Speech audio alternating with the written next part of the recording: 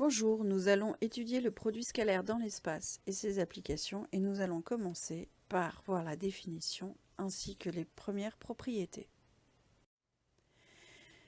Définition donc, si U et V sont deux vecteurs de l'espace, alors le produit scalaire de U et V dans l'espace va être tout simplement le produit scalaire de U et V dans le plan qui contient les vecteurs U et V.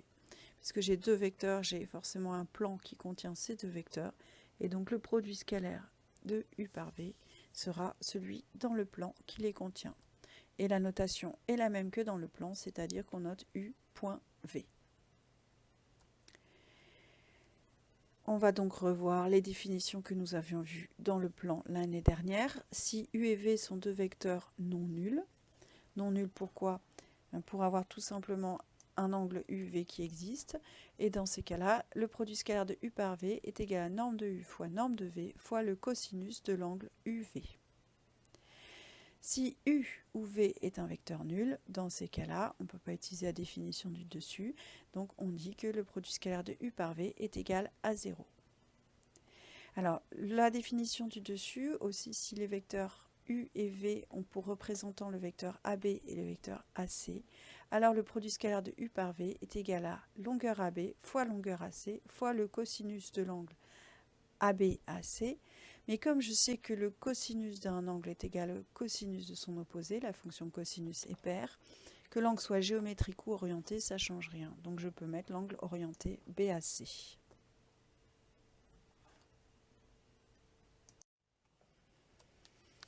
Une autre définition, une autre expression du produit scalaire qui est celle à l'aide du projeté orthogonal.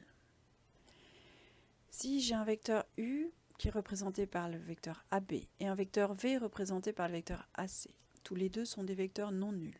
Alors le produit scalaire de U par V est égal au produit scalaire du vecteur AB par le vecteur AH, où H est le projeté orthogonal de C sur la droite AB.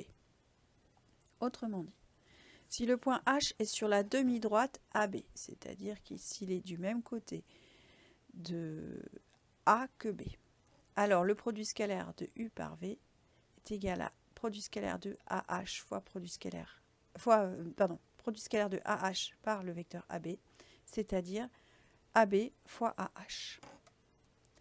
En revanche, si le point H n'est pas sur la demi-droite AB, s'il est de l'autre côté du point A que le point B, alors les deux vecteurs AB et AH sont opposés, et donc le produit scalaire de U par V est égal à moins longueur AB fois longueur AH, puisque j'ai ici un angle qui vaut pi, et donc le cosinus est égal à moins 1. Enfin, une dernière expression que nous allons étudier, qui est l'expression analytique du produit scalaire. Dans un repère orthonormé de l'espace, si le vecteur U a pour coordonnées x, y, z et le vecteur V a pour coordonnées x', y', z', alors le produit scalaire de U par V est égal à x fois x' plus y fois y' plus z fois z'.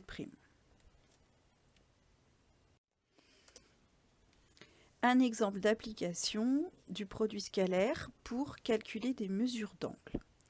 Si j'ai un cube ABCDEFGH de côté 1 et I est l'intersection des diagonales de la face EFGH, on se place dans un repère orthonormé qui est le repère A, AB, AD, AE. Puisque c'est un cube, les trois vecteurs ont même norme qui est égale à 1 d'ailleurs, et les trois sont orthogonaux, donc on a bien un repère orthonormé.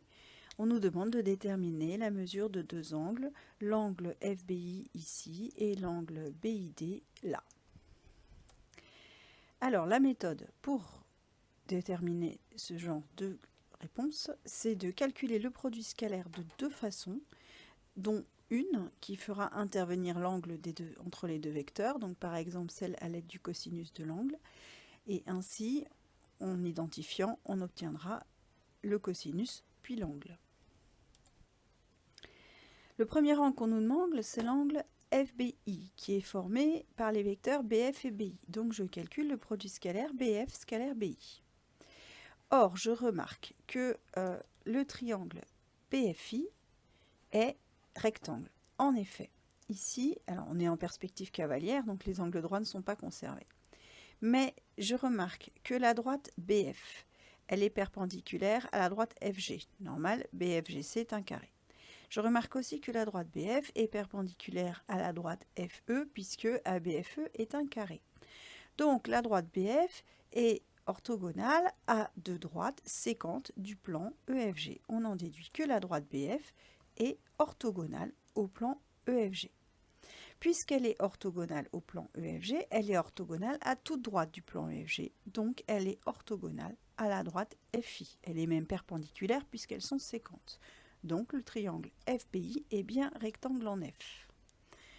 Donc le projeté orthogonal du point I sur la droite BF, ça va être le point F. Donc BF scalaire BI est égal à BF au carré, c'est-à-dire 1. Alors je rappelle par l'occasion que BF au carré, c'est une notation pour dire BF, produit scalaire de BF par BF. Et en fait, c'est égal aussi à la norme de BF au carré, c'est-à-dire à la longueur BF au carré. D'autre part, si je vais calculer le produit scalaire de BF par BI à l'aide de la définition avec le cosinus. Donc c'est norme de BF, c'est-à-dire longueur BF, fois longueur de BI, fois le cosinus de l'angle FBI. Alors maintenant, il faut que je calcule les longueurs BF et BI. Alors BF c'est facile, BF c'est un côté du carré, du cube, donc ça vaut 1. En revanche, pour BI, je vais utiliser les coordonnées du repère. Le point B, il est ici, il est au bout du vecteur AB. Donc ses coordonnées, c'est 1, 0, 0, puisque le repère, c'est AB, AD, AE. Le point I, alors le point I, sa cote, c'est 1, puisqu'il est sur la face EFGH. Et pour son abscisse et son ordonnée, en fait, le point I, il est à l'intersection des diagonales EG et FH. Donc si je fais EF plus EH, j'obtiens EG, c'est-à-dire le double de I. Autrement dit, EI, c'est un demi de F plus EH. Donc idem, AI, c'est un demi de AB plus AD. Donc j'ai pour coordonnées 1 demi, 1 demi. Ensuite, je fais x, 1 moins 1 demi au carré, plus 0 moins 1 demi au carré, plus 0 moins 1 au carré. Bref, j'obtiens 1 quart plus 1 quart plus 1, ce qui me donne racine carrée de 3 demi pour la longueur BI. Ensuite, j'obtiens que le produit scalaire de BF par BI, d'un côté il vaut 1, comme j'ai calculé. De l'autre côté, il vaut 1 fois racine carrée de 3 sur 2 fois cos FBI. Donc le cosinus, c'est 1 sur racine carrée de 3 sur 2, c'est-à-dire racine carrée de 2 tiers. Et donc l'angle FBI a pour mesure, puisque FBI c'est un angle aigu, donc je n'ai qu'une mesure qui me correspond, arcosinus de racine carrée de 3 sur 2, c'est-à-dire 0,61 radian, ou en degrés, 35 degrés. Si à présent, je veux calculer l'angle β, c'est-à-dire BID. D'une part, même méthode que précédemment, IB scalaire ID égale norme de IB fois norme de ID fois cosinus de l'angle β.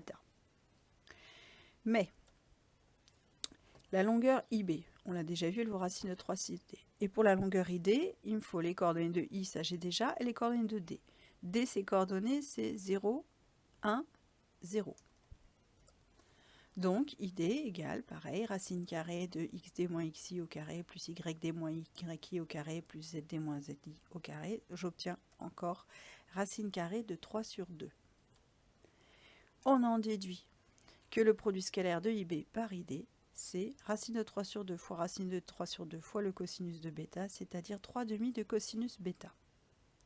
D'autre part, je calcule le produit scalaire d'une autre façon, et là je vais utiliser la façon analytique, puisque j'ai les coordonnées de tous mes points, I, D et B. Donc le vecteur IB a ses coordonnées, je les avais déjà calculées, ID aussi. Et donc pour le produit scalaire, je fais 1 demi fois moins 1 demi, moins 1 quart, moins 1 demi fois 1 demi, moins 1 quart, moins 1 fois moins 1, 1, et j'obtiens 1 demi. Je vais donc identifier ces deux expressions, puisqu'elles sont toutes les deux égales à produit scalaire de vecteur IB par vecteur ID. Et j'obtiens que 1 demi est égal à 3 demi cosinus β. Autrement dit, cos β égale 1 demi sur 3 demi, ce qui me donne 1 tiers. Β étant un angle aigu, je n'ai qu'une valeur d'angle qui me correspond. Donc bêta, c'est arc cosinus 1 tiers qui vaut 70,5 degrés, c'est-à-dire 1,23 radians. Et on finit par une propriété que vous aviez vue l'année dernière pour la géométrie plane et qui est valable aussi dans la géométrie dans l'espace, pour des vecteurs de l'espace, qui sont les propriétés caractéristiques du produit scalaire. Première propriété, le produit scalaire est symétrique. En effet, produit scalaire de U par V égale produit scalaire de V par U. Donc je peux échanger l'ordre. Ensuite, la bilinéarité. Autrement dit, si je multiplie un vecteur par un réel K, c'est comme si je multipliais le produit scalaire par ce même réel K ou le deuxième vecteur par le réel K. Attention, là, K fois U, c'est un vecteur. Donc je fais un vecteur, produit scalaire, un vecteur, qui me tient un nombre réel. Là, j'ai un produit scalaire de deux vecteurs, donc j'ai un nombre réel fois un nombre réel, donc j'ai bien un réel égale un réel, ça c'est bon. Et là, j'ai pareil, un vecteur produit scalaire, un réel par un vecteur, donc un vecteur, j'obtiens encore un réel. Attention à l'homogénéité. Ensuite, on a une espèce de distributivité, si on veut, c'est-à-dire que le produit scalaire de U par une somme de deux vecteurs est égal au produit scalaire de U par le premier plus produit scalaire de U par le deuxième. Et enfin, les identités remarquables spéciales du produit scalaire. Si je fais U plus V au carré, c'est-à-dire le produit scalaire de U plus V par U plus V, que je peux aussi écrire, enfin qui est égal aussi à la norme de U plus V. Donc c'est égal à U au carré, produit scalaire de U par U, plus 2 fois produit scalaire de U par V, plus V au carré, que l'on peut écrire aussi norme de U plus V au carré égale norme de U au carré, plus 2 U scalaire V plus V carré. J'ai la même avec un moins, et j'ai la même qui correspond à la troisième identité remarquable.